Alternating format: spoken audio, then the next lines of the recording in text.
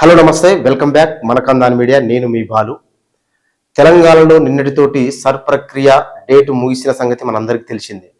ఈ క్రమంలో తెలంగాణలోని ప్రజలకు ఓటు ఉన్న ప్రతి ఒక్కరికి ఆందోళన కలిగే విషయం కూడా ఒకటి మనకు తెలుస్తున్న విషయం తెలుస్తుంది. అంటే 73 లక్షల ఓట్లు గల్లంతయ్యే అవకాశం ఉందనేది కూడా ఒక సర్వే మనకు చెప్తుంది. అంటే దాదాపు తెలంగాణ వ్యాప్తంగా కూడా ఎక్కడైతే 2 చోట్ల ఓటు ఉన్న వాళ్ళు, అదేవిధంగా ఇటువరకు చనిపోయిన మరణించిన వారి ఓటు, అదేవిధంగా ఎన్యూమరేషన్ ఫామ్ కూడా నింపి ఇంతవరకు సమర్పించిన వారు కూడా ఇందులో ఉన్నారనేది మనకు తెలుస్తుంది. అంటే దాదాపు ప్రభుత్వం 3,38,26,448 ఎన్యూమరేషన్ ఫామ్లు తెలంగాణలో పంచడం జరిగింది ప్రభుత్వం.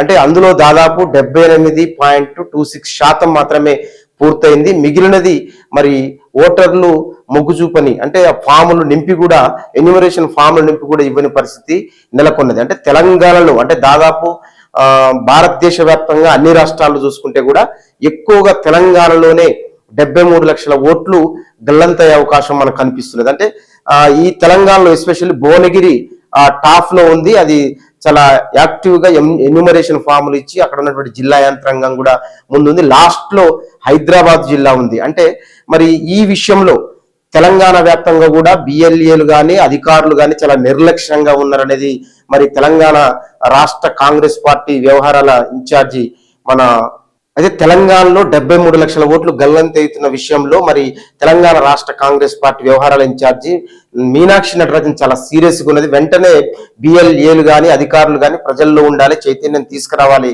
ఇది ఇట్లా ఉంటే మాత్రం పరిస్థితి బాగాలేదన్న విషయం కూడా ఆమె చాలా స్పష్టంగా తెలియజేయడం జరిగింది. అంటే ఈ తెలంగాణ రాష్ట్రంలో అంటే ఓట్లు దాదాపు 2 చోట్ల ఉన్న వాళ్ళు కావచ్చు, ఇటు వరకు మరణించిన వాళ్ళు కావచ్చు, ఎన్యూమరేషన్ ఫామ్ ఇప్పటి వరకు కూడా సమర్పించిన వాళ్ళు, అంటే మళ్ళీ ఒక అవకాశం ఇచ్చేటట్టు కూడా ప్రభుత్వం యోచిస్తుంది. ఎన్నికల అధికారి కూడా ఒకసారి స్పష్టంగా చేసిండు.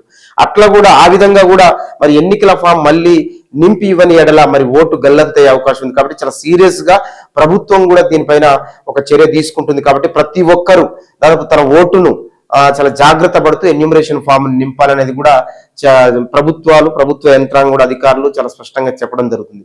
కాబట్టి అంటే తెలంగాణలో 73 లక్షల ఓట్లు అంటే మరి అది ఆ విధంగా గల్లంతయ్యే అవకాశాలు ఉన్నాయి మనకు స్పష్టంగా కనిపిస్తుంది.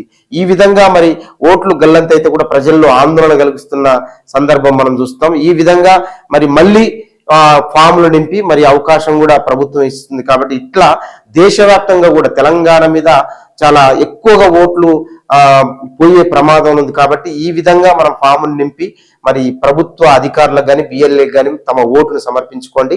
ఓటు పోకుండా మీరు జాగ్రత్తగా పడాలని తెలియజేస్తూ మరి ఇది ఈరోజు సరుకు సంబంధించిన ఎన్యూమరేషన్ ఫామ్ నింపే విధానం, మరి ఓట్లు గల్లంతయ్యే విషయం. కాబట్టి ఈ విషయం పైన మీ అభిప్రాయాన్ని కామెంట్ రూపంలో తెలియజేయండి. చూస్తూనే ఉండండి మనకందాన్ మీడియా. Thank you.